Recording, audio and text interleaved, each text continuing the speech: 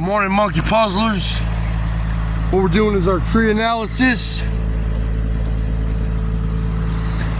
I'm gonna take a big cut on this one.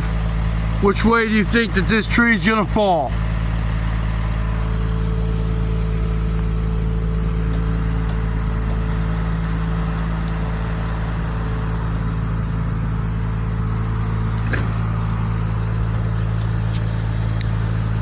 You think it wants to go this way because of the top.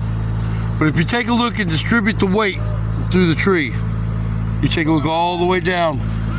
Clear, headache! All the way down. If you take a notice that this tree is bowing this way. If I cut up there, it'll fall. But if I'm gonna cut from down here, the weight of that tree wants to go left. You really got to analyze your trees and take note. Don't second question your decision, but you want to analyze the whole structure of the tree before you cut. God bless.